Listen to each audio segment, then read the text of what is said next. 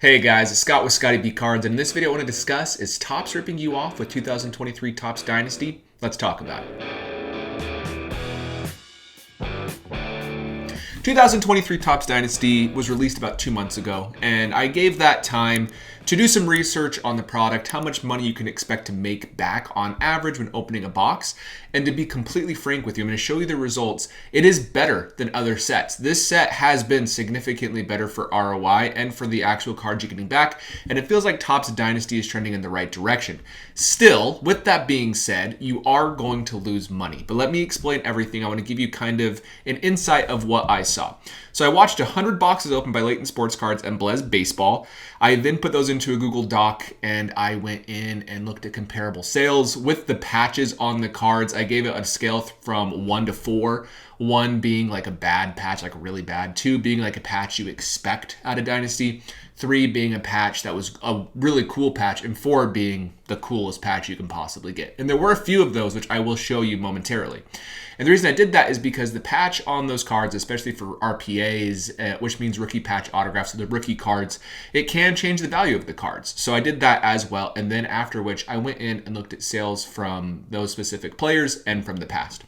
I assumed comps extremely high. Like, I need to make that abundantly clear. There may be a few comps that are off low, like maybe one's worth 1,500 and I said 1,000, but there's probably only like 5 of those at most, and there's probably like 20 over-comped cards where I actually said they were more valuable than they were actually worth, because I would rather miss a little high than a little low.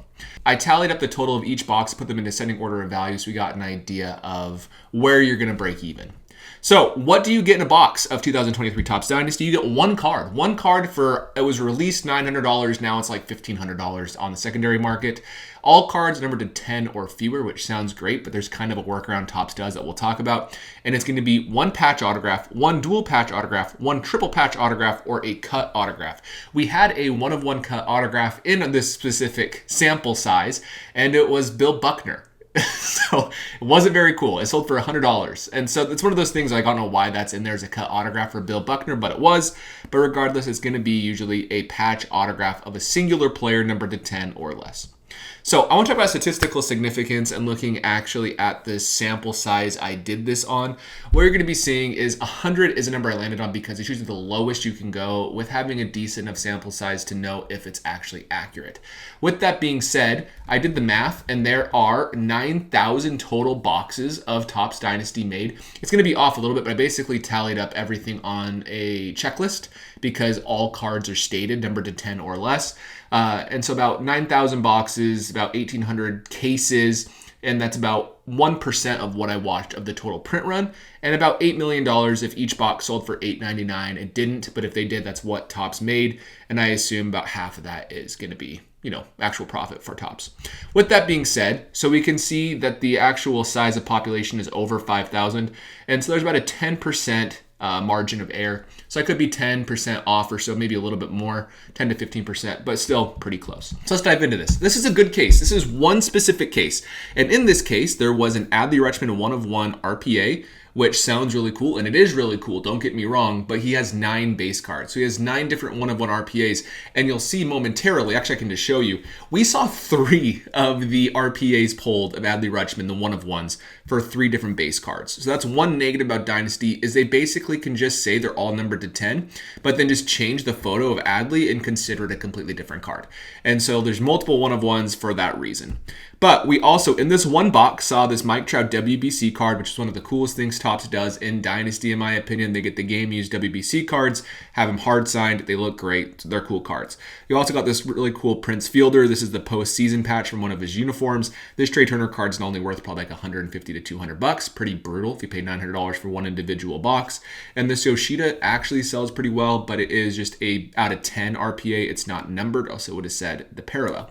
So this one box, as an example, it netted about $7,300. Pretty good, right? These are the best pulls that I saw, or at least some of the best pulls. 3 Adley, 1-of-1s. Here's like a gunner with a nice patch. Here's a Victor Wembanyama with an amazing patch. This card's probably worth $15,000 to $20,000. And a cool Mike Trout Ohtani dual autograph. Very interesting. Victor Wembanyama, who's a basketball player, is the most valuable card in the product, essentially. Kind of interesting, but that's the way that it rolls. Here is a bad case. This is a case. Each of these were individual boxes worth $900 at release from Topps. None of them paid back. back. Even this Acuna, which is really cool, that's like a $600 card. David Ortiz, like a $300 card. Ryan Howard, probably a $300 card. This Austin Riley, not Adley Rutschman, forgive me. This Austin Riley with an amazing patch goes for about $600 to $700. And this Grayson Rodriguez with the Jackie Robinson Day patch, that's why it's blue for an Orioles uniform, that one does not go for very much at all. So pretty brutal return. And if you want to check these numbers and the comps I use, they are in the spreadsheet in the description of this video for you to do so. But this is kind of what you can expect. This is more typical than the last box. One thing I want to point out is Hall of Famers, they don't have a lot of value. These are some really great patch. Look at this patch of Ichiro. This is from the All-Star jersey that he wore. I think it's his last All-Star game. And $600 for this amazing card. Let's say you pull this. You're so excited out of your one card, one box of Dynasty, and you lose $300, $400. And that's a Topps release. If you did it from the $1,500 box that it is now, you lost $1,000. So you're feeling pretty bad about yourself. You know, Dave Winfield, he has $94 for his, not RPA, just his patch autograph. Chipper Jones, $350. One of one. This is actually the laundry tag one of one of Vladimir Guerrero. That is going to cost about $730, so you're still losing money. Pretty brutal. That's just kind of how this all rolls with Topps Dynasty. You have to get like amazing patches, one of ones. That's what you're hunting. Dual autographs like that Trout Ohtani we saw earlier and so forth. And also, why are these players in this set? I understand they need modern players, but don't include Byron Buxton at this point. Byron Buxton hasn't been viewed as a potential superstar in a long time. Same with George Springer. I understand Prince Fielder for like his really rare stuff, but that's a really lame card to get. $76 for that Prince Fielder card. Chris Bryant, Rockies fan here, but no, I would be pissed if that's the card I pulled out of my box. Alex Bregman, Christian Yelich, you get the idea. These type of cards are the floor in this product, and the floor is unbelievably low, right? The ceiling is unbelievably high, but the floor is lower than the ceiling is high, in my opinion, in a lot of ways. So let's do the financial breakdown, the moment you've been waiting for, the median value. So the actual, I'm going to say average because it is skewed due to that $15,000 to $20,000 Victor Wembanyama that we saw, but the median value, so the 50% mark essentially, is $367. That is what you can expect to get back. If you bought the box at $900, you get a $400 card back. You're not that mad. You can get some really cool $400 cards, but still, if you got it at $1,600, that sucks. 25th percentile, so the 25th best box on a scale of 1 to 100, like so let's say 100th the best box, 1 is the worst. The 25th best is $275. 50th percentile again, which is the median as well, is $367. 75th percentile, you're almost breaking even at this point, which is great, meaning actually the break-even point, if I show you, is going to be the 26th percentile, right? 26 boxes made more than the pre-release price. I believe it should say 25 or 24. Forgive me, I did the math wrong.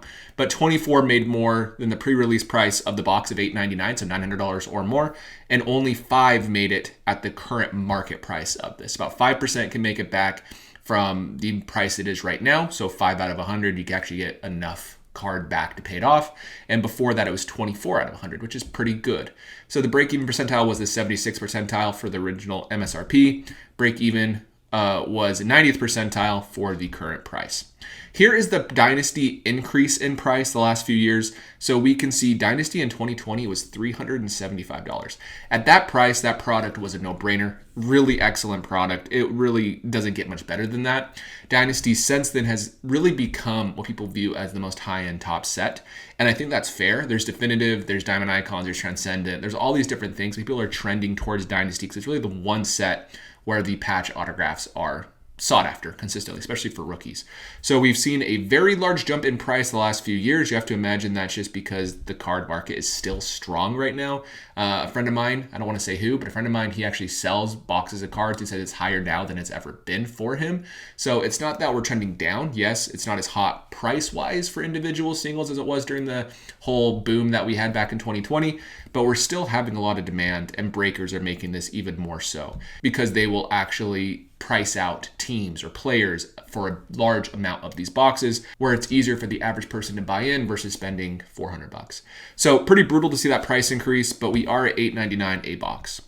So takeaways, there are a lot of each rookie. Again, 9 base cards, and there's 10, 5, and 1. So there's actually 10 of the base, 5 is the parallel, 1 is the one of one. So I believe 144 total base cards, even though you have a card number to 10 It's really not numbered to 10. It's actually numbered to 90 if you got the base, because there's 9 out of 10 essentially. This set is actually much better than I was anticipating. I've done other sets and they were horrible, but this one's not horrible. You're making about 40 to 50% back on average, which is good from the MSRP price. From the current price, it's like 25% back, and that's really bad. But there is more upside than other products. Would I open it? No, I would never open it myself, but that's not how I enjoy the hobby. There is usually one great card per case. So basically a 1 in 5 chance of a really great card. Even though, yeah, that's actually pretty accurate, because if you actually look at it, 24 out of 100 boxes paid off, about 1 in 5. That makes total sense. About 1 per case, you're going to be happy. The other 4 are usually duds, maybe a little bit less than what you're hoping for. WBC cards, World Baseball Classic cards, awesome. Great job with those. Those are great. You have some really high upside like Ohtani. They're worth a ton of money. Trout's worth quite a bit, and you can get like the 1 of 1 with the actual WBC logo. Those are worth a fortune if you can do it. But basically anybody. The Dynasty RPAs are trending high right now and outsell every other RPA on the market, which is pretty crazy. And certain players should not be in this set at all. So overall, that is Dynasty. That's what you can expect opening this product. I know this is late. It's not really a product review. I wanted to allow enough time to gather data. I got most of these comps as close as I could to the actual release of the product because I wanted to get benefit of the doubt. For example, Corbin Carroll, they were selling for $1,500 for his RPAs. Now they're like $800. I think they're comped at $1,500 in this equation. So when I say it's 40% back, it's probably closer to 30 to 35%. But still, that's Dynasty. Let me know in the comments down below what your thoughts are, and I will see you in the next video.